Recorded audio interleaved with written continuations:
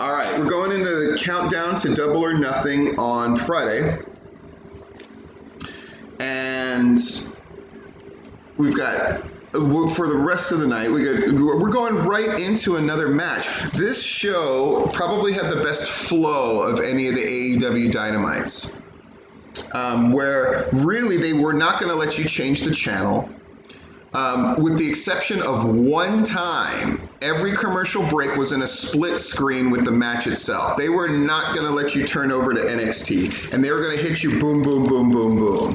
With the exception of the opening match, which had a little more intrigue because it involved the Dark Order and Brody Lee and the stolen belt and all this stuff, there wasn't really a squash match in this bunch. Even the MJF Marko Stunt match, which was next, didn't have the feel of a squash match, which that was very smart of them to do.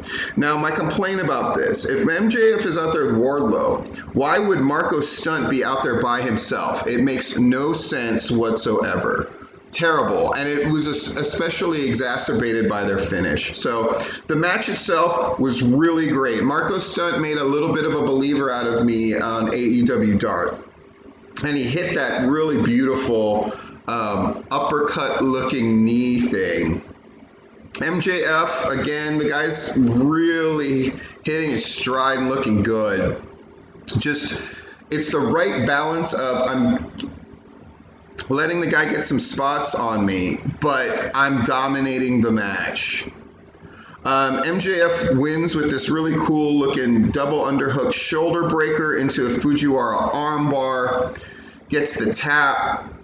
But then as Wardlow is basically going to town on Marko Stunt, the other guys are nowhere to be found. And then finally Luchasaurus comes out and they have what you want, which is a confrontation with Wardlow, which isn't too overt. But there's definitely a look exchange between these two guys. And they've done this a couple of times now in the last week.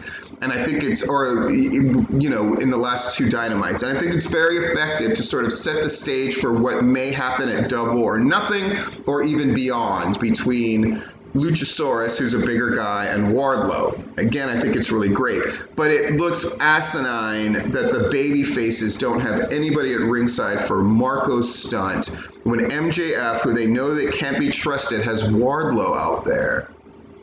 Especially when we're in Florida, in the shadow of, Eddie Graham, who is such a detail guy.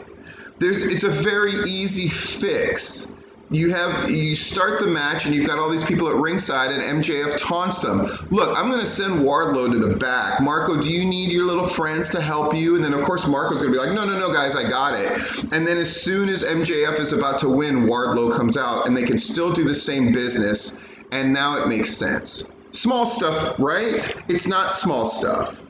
This way, the babyfaces don't look like complete morons.